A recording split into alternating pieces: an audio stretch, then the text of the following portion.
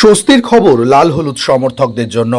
গত শনিবার অনুশীলন চলাকালীন আচমকাই চোট পেয়ে মাঠ ছেড়েছিলেন ইস্টবেঙ্গল মাঝমাঠের প্রাণভোমরা মোহাম্মদ রশিদ। নিজেদের মধ্যে প্রস্তুতি ম্যাচ চলাকালীন সৌভিক চক্রবর্তীর সঙ্গে ট্যাকেলে চোট পান তিনি।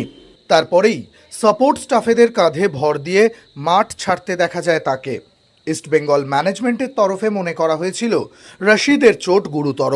জানা গিয়েছিল প্রায় 3 সপ্তাহের জন্য মাঠের বাইরে থাকতে হবে তাকে।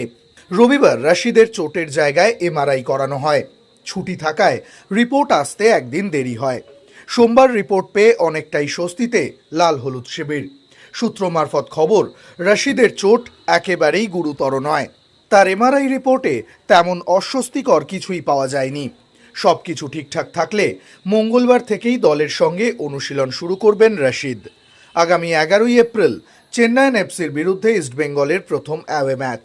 সেই ম্যাচে রশিদকে পাওয়া যাবে কিনা তা এখনই নিশ্চিত করে বলা সম্ভব নয়।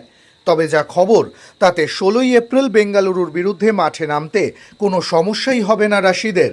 অন্যদিকে চেন্নাইনের বিরুদ্ধে রশিদ উপলব্ধ থাকলে চলতি আইএসএলে এই প্রথমবার 6 বিদেশিকে রেখেই দল সাজাতে পারবেন অস্কার ব্রুজোভ।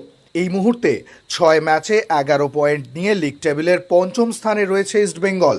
চেন্নাইনের বিরুদ্ধে 3 পয়েন্ট তুলে নিতে পারলে চিরপ্রতিদ্বন্দ্বী মোহনবাগানকে ছুঁয়ে ফেলার সুযোগ রয়েছে অস্কার ব্রুজোর সামনে। মোহনবাগান ইস্টবেঙ্গল ছাড়াও 7 ম্যাচে 14 পয়েন্ট রয়েছে জামশেদপুর এফসি এবং বেঙ্গালুরুর। ঘাড়ের উপর নিঃশ্বাস ফেলছে পাঞ্জাব এফসিও। এই পরিস্থিতিতে দাঁড়িয়ে জমজমাট আইএসএল। এখন দেখার পূর্ণ শক্তির স্কোয়াড হাতে নিয়ে চেন্নাইনের বিরুদ্ধে মাঠে নামতে পারে কিনা লাল হলুদ ব্রিগেড।